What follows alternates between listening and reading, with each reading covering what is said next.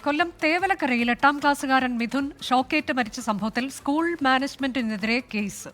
Thevalakkara boys high school മാനേജറും management committee ഭാരവാഹികളും പ്രതികളാകും.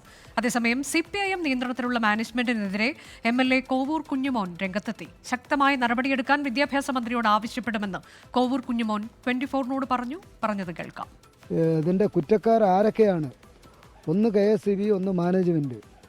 അങ്ങനെയാണ് ഇപ്പോൾ നിലവിൽ പ്രതിപട്ടികയിൽ നിൽക്കുന്നത്. അതുകൊണ്ട് ശക്തമായ നടപടി സ്വീകരിക്കണം. അതിലൊരു മാറ്റവുമില്ല. തീർച്ചയായിട്ടും മാനേജ്മെൻറ്റിനെതിരെ കർശനമായ നിലപാട് എടുക്കണം എന്നാണ് എൻ്റെ ഒരു അഭിപ്രായം. പിന്നെ പഞ്ചായത്തുമുണ്ട്, ഇൻക്ലൂഡിങ് പഞ്ചായത്ത്, ഗ്രാമപഞ്ചായത്ത്. അപ്പോൾ ഈ 3 ഡിപ്പാർട്ട്മെൻറ്റാണ് പ്രതിപട്ടികയിൽ നിൽക്കുന്നത്. അതിനുള്ള നടപടി സ്വീകരിക്കണം. അരുൺരാജ് വിശദാംശങ്ങളുമായി. അരുൺരാജ്, കഴിഞ്ഞ ദിവസം ഈ അപകടമുണ്ടായതിനു ശേഷം പ്രസിഡന്റ് പറഞ്ഞത് മുഴുവൻ ഉത്തരവാദിത്വവും സ്കൂൾ മാനേജർക്കാണ് എന്നുള്ളതാണ്. വിദ്യാഭ്യാസ മന്ത്രി അറിയിച്ചത്. ഇതിൽ വിശദീകരണം ചോദിച്ചിട്ടുണ്ട്. അവരുടെ വിശദീകരണം കിട്ടിയതിനു ശേഷം നടപടി ഉണ്ടാകും എന്നതാണ്. കുറ്റക്കാരെ എന്തായാലും ആരായാലും അവർക്കൊക്കെ എതിരെ മുഖം നോക്കാതെ നടപടി എന്നതാണ് വിദ്യാഭ്യാസ മന്ത്രി നൽകിയ ഉറപ്പ്. മാനേജ്മെന്റിനെതിരെ നടപടി ഉണ്ടാകുമെന്നാണോ നമുക്ക് ഈ നിമിഷം അറിയാൻ കഴിയുന്നത്? വിശദാംശങ്ങൾ.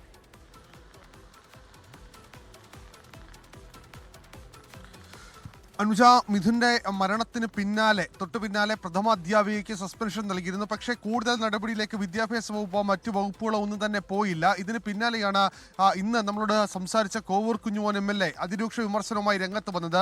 3 ഡിപ്പാർട്ട്മെന്റുകളാണ് ഈ കേസുമായി ബന്ധപ്പെട്ട പ്രതിക്കൂട്ടിൽ നിൽക്കുന്നത്. ഒന്ന് സ്കൂൾ മാനേജ്മെന്റ്, 2 KSEBയും, 3 തദ്ദേശ സ്ഥാപനവുമാണ്.